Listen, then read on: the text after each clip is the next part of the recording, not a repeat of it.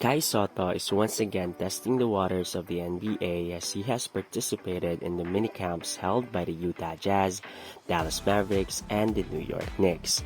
Although his future is still very much up in the air, today we are going to take a look at Kai Soto's season in the Japan B-League. Although we're going to take a look at his statistical performances, we are still going to give our take as to how well he's played last season. So just like always, before we start, this is an opinionated content, which means you may or may not agree with some of my opinions, and if you happen to disagree, please do leave a comment down below and we will talk about it. And just like always, please, if you like this type of videos, leave a comment down below, like this video, and while you're at it, subscribe to this channel so you will be updated with our new and upcoming uploads. Now with that being said, let's begin.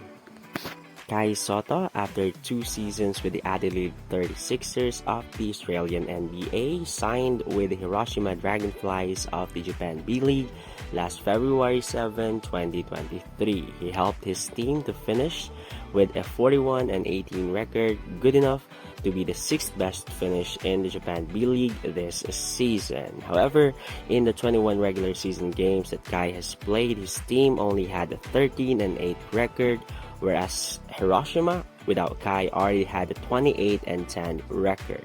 If we take that into perspective, Hiroshima, before Kai Soto, has already been winning about 73.68% of their games in the regular season, while with Kai, they only managed to win about 62% of the remaining games. But of course, that's not entirely Kai's fault, which is why we have to look at his individual numbers. For the 24 games he's played for the Hiroshima, including the playoffs, he averaged 8.9 points, 6 rebounds, 1.4 assists, and 1.3 blocks while playing only 19 minutes per game. He shot 51% from the field, 11% from 3, and 75% from the free throw line. Yes, he shot 11% from 3, but only with 9 attempts. Comparing this with his last 2 seasons with the Adelaide 36ers, you won't really see a significant jump in his production despite getting more minutes. In his first season with the Adelaide 36ers, he averaged 7.6 points, 4.5 rebounds, 0.6 assists, and 0.7 blocks, while only doing it in 15.2 minutes per game.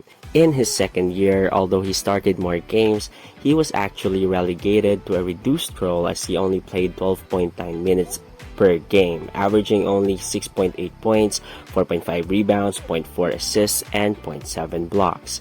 Kai Soto, however, out of the 24 games he's played with Hiroshima, was able to show glimpses of his potential dominance as he was able to start 19 games and was able to record 2 double-doubles, including a 14-point-12 rebound game against the Shiga Lake Stars and possibly his best game last season, scoring 21 points and 12 rebounds against the Ibaraki Robots last March 18, 2023. But unfortunately, Kai was not able to maintain the said production and showed how inconsistent he could be. And to be completely honest, playing in a significantly less competitive basketball league than that of the Australian NBL, I definitely expected Kai to be dominating just a little bit more, given that he's mostly playing with and against Asian players. This is in addition, of course, to the increased role he's gotten with the team, playing 6 more minutes than his previous team, the Adelaide 36ers. Instead, he disproved my expectations and probably the expectations of many other Filipino basketball fans by only managing to increase his production by just a little bit. More importantly, and maybe not as noticed as much as it should be, is his 3-point shooting. As mentioned earlier, he only managed to sink 1 out of his 9 attempts from long range, and to be honest, one of the things that people are expecting from Kai after his time with the Skills Factory is his 3-point shooting. And now, as a pro, he's not only missing a lot but are no longer taking a lot of 3-point shots as well. in which, if he truly hopes to make it in the NBA, will surely be a problem. Given his thin frame and somewhat slow lateral speed, it would really be difficult to find any minutes in the NBA with both weaknesses and without a three-point shot. But nevertheless, Kai, despite having been inserted in the lineup in the middle of the season, was still able to make a positive impact right away. And the two things that I noticed Kai improved with his time with the B League is his rebounding and blocks. This season, he was able to grab a total of 146 rebounds in 24 games, which is 24 more than his last season with the 36ers. He has also been able to block 10 more blocks than his most recent season in the aforementioned team, which was already good enough to get him tied in the fifth or with the fifth most blocks per game in the entire league.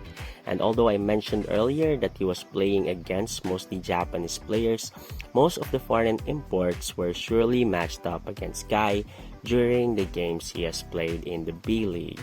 And overall, it was not as good of a season that you would hope out of Kai. However, it is not a bad one either. After all, he is still just 21 years old and still got a lot of time in his hands to improve. But nevertheless, I hope that we will continue to support Kai in his career, may it be in the NBA, FIBA, or the Japan B League. He is still one of the crown jewels of the country in terms of the sport that we love most. And that's the end of the video.